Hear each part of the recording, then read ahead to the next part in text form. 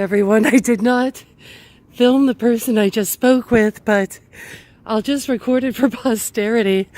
I saw a woman and she was walking alone. She kind of was trying to get by me and being a little pushy, so I just thought I'd be nice, and I was like, "Oh, you've got a little tag. Do you work for the state?" And she could not speak any English.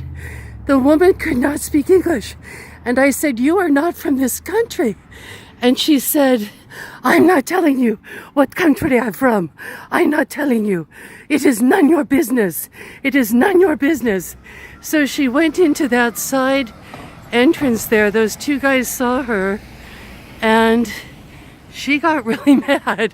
I was shocked though, like that she couldn't even speak English. She just kept saying, "My country, none your business. My country, none your business."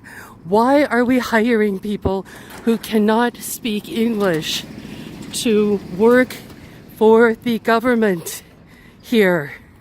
This is my question to all of you. Oh, here's another little boondoggle for you. Now that we're down here, this is Safe Place. It used to be in a little, rundown house.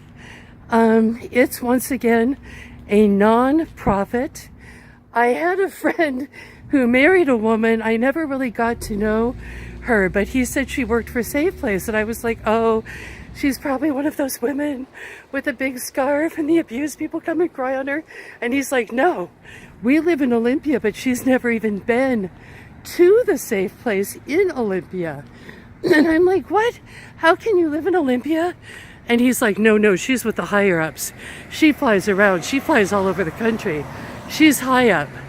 So basically this wife of his, this woman who became his wife, was basically just raising money for once again, big buildings that really don't do anything. I have known people who have gone there in the past, and they don't get any help. Once again, it's just people saying, "Oh, the community, oh, resources."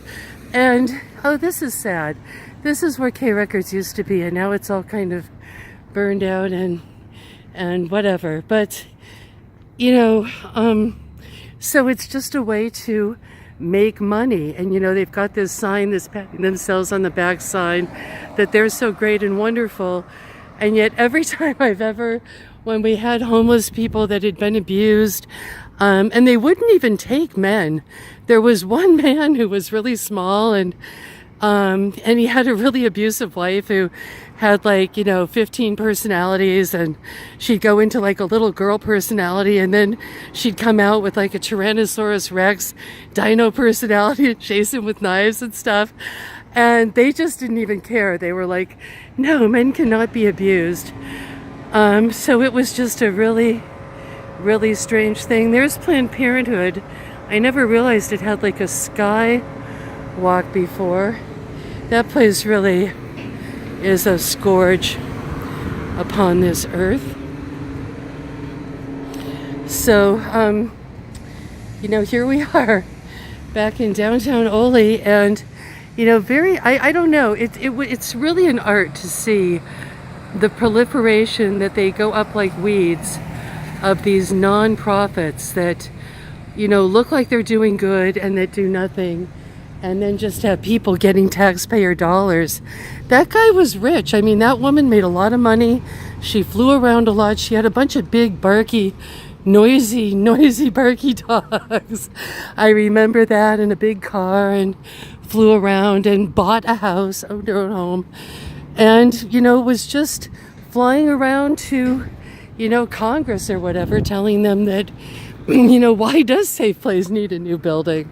I think their old house was just fine. If they're going to say no to people, does it matter if they're saying no to them in kind of a big 100-year-old cute house, or do they need to be in a fresh new building to say, "Oh, we can't help you, we're just a resource center," but meanwhile we're making huge salaries, and people you don't see are making the real salaries. I mean, they really, this guy, this woman, my friend's wife, really snubbed anyone who was so low as to actually work at one of those. I mean, seriously, you know, you don't want that. You know, she's the one on the airplane going out east and all of that good stuff. So here we are. They really seem to like these statues, and you know, these statues are kind of disturbing after reading that there are more homeless children in Olympia right now than ever. So it kind of just looks like, oh, is this one of your homeless children with no shoes on her feet? But actually what it is it's part of this arts commission. At least this looks like something real, but they're all over here, and it's nothing that I voted for. But there's a lot of people getting a ton of money. That one at least like looked like something. But we have some art that's just downright satanic.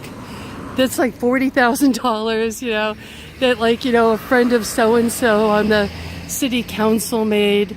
There's a woman I know who did a fish because she knew everybody. And it was really creepy because she didn't even want to make the fish after she got the money for it. And she literally had slaves, homeless slaves, actually made it. And, you know, she just got like thousands and thousands for it. So the arts thing here is very extremely corrupt. There's something about the arts being very kind of Pizzagate-ish, very creepy, and, you know, very plugged in with everything. Boy, am I being too dissy today?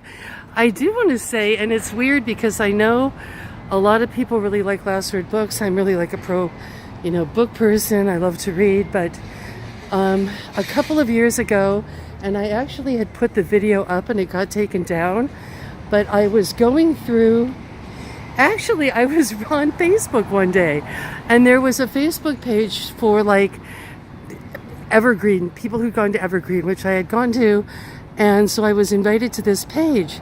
Well, the guy who owns Last Word Books was on that page too, and he was saying, oh, I've got a job, I've got a dream job, like he has a job on the side of this as being the person at Evergreen to determine who gets a scholarship and who doesn't.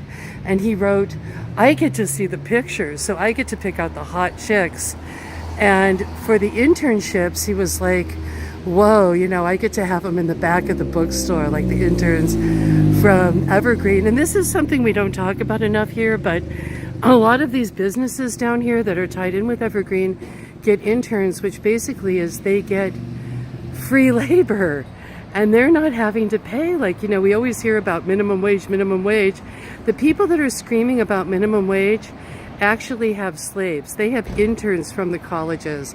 And when I went to college, I was an intern at several places, which is basically you're just free help. You're cleaning the toilets, you're answering the phones, you're doing the mailings, you're doing everything. And then he's got them that are cute. You know, he gets to see their pictures. So for all of those parents out there or taxpayers, this is where your money's going. Do you really want your darling daughter just trapped in some, like, you're paying for this? You know, she could be working anywhere else and getting money, but this is where, and you know, this is where I kind of don't like Evergreen, because basically you are paying to get raped. You are paying to get raped. It is pretty perverse store. I've been in there before, and it is sort of like everything is like naughty and bad. And, you know, let's just kind of take a look at the window here. See, look at the first thing I just saw, sex bots, okay? And I'm just like randomly walking over here. There's demons, devils, you know, so it isn't really like your typical sort of intellectual bookstore. It's just kind of this, you know, it's so funny how they really push sex here. They really, really push it here, and they push abortion here. You know, there's a really great kind of thing I want to do over at Evergreen. I just avoid that place like the plague, but there is a cafe there where they have on one wall a bunch of, this is really creepy. On one wall, they have a whole wall dedicated to men in prison and why you should write to them and be their pen pal. And it has all the info for that. And then, and they're like, I remember one of the guys' name was like Snake, you know, and like from Montana. Well, then on the other wall opposite is a wall about how to get an abortion. So it's like, okay, here, freshman, come to Evergreen, get a pen pal in a prison. He'll get out, he'll get you pregnant, then you'll go have an abortion. You know, then you've earned your degree, I guess.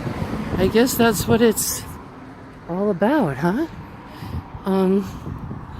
All right. It really seems that way.